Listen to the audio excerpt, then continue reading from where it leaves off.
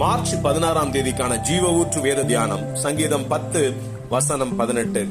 மண்ணான மனுஷன் இனி பலவந்தம் செய்ய தொடராதபடிக்கு தேவரீர் திக்கற்ற பிள்ளைகளுக்கும் ஒடுக்கப்பட்டவர்களுக்கும் நீதி செய்ய உம்முடைய செவியை சாய்த்து கேட்டருளுவீர் என்பதே.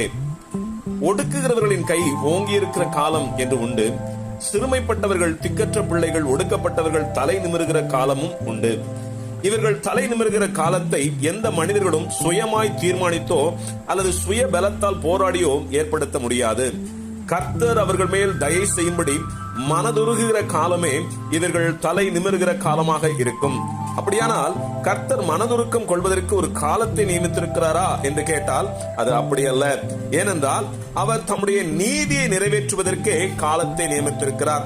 புரியவில்லையே என்கிறவர்களுக்காக இதை சற்று தியானிக்கலாம். தாவீது ராஜா ஜனங்களை தொகையிட்டது நிமித்தம் கர்த்தருடைய கட்டளையை மீறிய பாவத்திற்கு உட்பட்ட போது அங்கே தேவனுடைய நீதி நிமித்தம் தாவீது தண்டிக்கப்படுகிறார். என்றாலும் தேவனுடைய மனதுருக்கம் அதை முடிவுக்கு கொண்டு வருகிறது. 2 சாமுவேல் 24:16 தேவதூதன் எருசலேமை அழிக்க தன் கையை அதன் மேல் நீட்டின போது கர்த்தர் அந்த தீங்குக்கு மனஸ்தாபப்பட்டு ஜனங்களை சங்கரிக்கிற தூதனை நோக்கி, போதும், இப்போது உன் கையை நிறுத்து என்றார். ஆம், இங்கே தண்டனையின் காலத்தை நியமித்தது தேவனுடைய நீதியே. அதுபோல சிறுமைப்பட்டவர்களும் திக்கற்ற பிள்ளைகளும் ஒடுக்கப்பட்டவர்களும் தலை நிமிர பண்ணுவதற்கு தேவனுடைய நீதியே காலத்தை நியமித்திருக்கிறது. அவர்களுக்கு ஏன் சிறுமை, அவர்களுக்கு ஏன் ஒடுக்கம், அவர்கள் மேல் ஏன் பலவந்தம் என்ற எல்லா கேள்விகளுக்குமான ஒரே பதில் தேவனுடைய நீதியே இதற்கு காரணமாக இருக்கிறது.